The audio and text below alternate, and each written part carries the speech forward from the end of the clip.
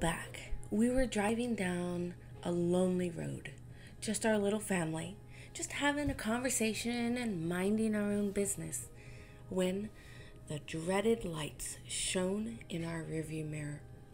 What had we done wrong? I didn't think we were speeding. Our tags weren't out, our lights worked. We had no clue. So we pulled over and we waited. We said a prayer asking God to help the officer to be nice and not to give us a ticket.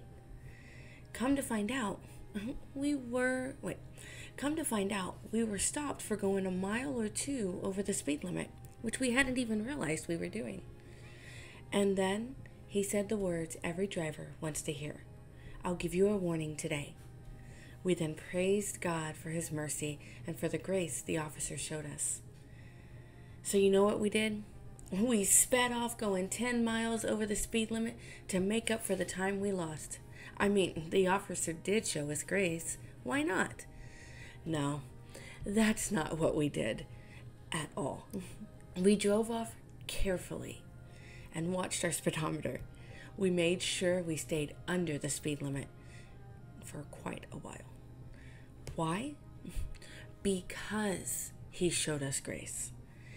If we really had sped off, it would have been like a slap in the face to the officer who showed us that grace. There is a story in the Bible, in Matthew chapter 18. A king was going through his accounts, and one servant owed him 10,000 talents. The servant did not have the money to pay the king back, so he was to be sold along with his wife, kids, and everything that he owned so that the payment could be made. Of course, the servant didn't want that. He fell to his knees and begged the king to give him time to come up with the money to pay off his debt. The king had compassion on his servant. He had grace. He forgave the servant. The servant was free from his debt. What a weight that was lifted off his shoulders. He wouldn't have to be sold, nor would he have to pay back all that money. The servant, after receiving this amazing grace, went and found another servant who owed him 100 pence. But instead of showing the same grace the king showed him, he laid hands on the man, put his hands around his throat, and demanded that he pay him what he was owed. His fellow servant fell to his knees just like he had before and asked for patience just like he previously did. He agreed to pay it all back. He just needed time. The servant was just shown grace. So do you think he would return that grace to his fellow servant? No, he didn't. He cast his fellow servant into prison, sentencing him until he could pay all that he owed. People were watching. They saw this happen, so they went straight away to the king. The servant was called back in before the king. And the king said, "O thou wicked servant, I forgave you your debt because you asked me. Shouldn't you also have compassion on your fellow servant, even as I had compassion on you?" Of course, the king was mad. He showed mercy and grace to his servant only for him to turn around and punish his fellow servant for something less than what he was forgiven for. God gives us grace. He forgives us of our sins. But that doesn't mean we need to keep sinning. Jesus died for each one of us. He saved us from our sins, not in our sins. There are 10 commandments that we should follow. Jesus said, "If you love me, keep my commandments." We obey because we love him. We are not saved because we obey. We obey because we are saved. Paul says in Romans 6 verses 1 and 2, "What shall we say then? Shall we continue in sin that grace may abound? God forbid. How shall we that are dead to sin live any longer therein?" We are saved by grace. But why would we knowingly continue to sin? We could have sped off after receiving a warning or grace, But we did not. We accepted the free gift and sped no more. God has forgiven us of our sins. Do we continue to knowingly sin? No. We should go and sin no more. Accept his free gift. And this is possible only by God's amazing grace.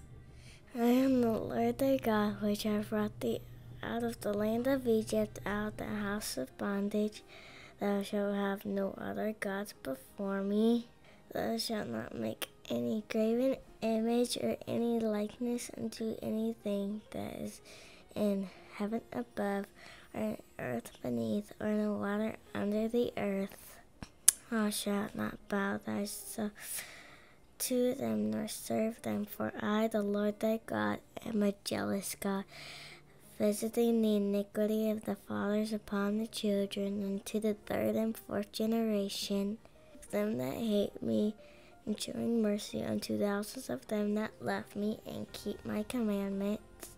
Thou shalt not take the name of the Lord in vain, for the Lord will not hold him guiltless that taketh his name in vain.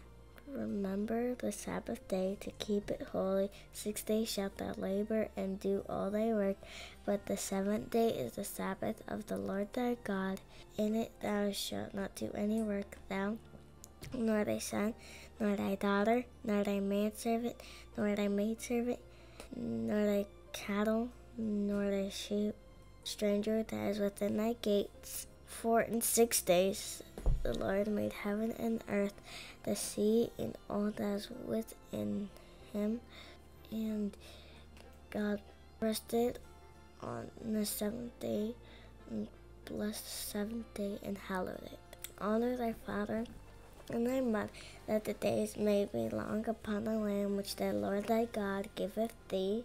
Thou shalt not kill, thou shalt not commit adultery, thou shalt not steal, thou shalt not bear false witness against thy neighbor, thou shalt not covet thy neighbor's house, thou shalt not covet thy neighbor's wife, nor his manservant, nor his maidservant, nor his ox, nor his ass, nor anything that is thy neighbor's. Exodus 20, verse 2 to 17. Today I will be hand lettering Amazing Grace. And I started with a white blank canvas, and I began in the middle with a pebble color, and then went around it with pale blue and an ocean breeze. And so I used both of those colors around the middle, and then after I smeared it with the paintbrushes and the sponge, I then went around again on just the outer edges and added island blue and aqua. And so I put those on the canvas, sponged it and used my brushes, and then I used two pens to do the lettering. I used kind of a turquoise color and then a blue color to do the lettering. So join me as I letter.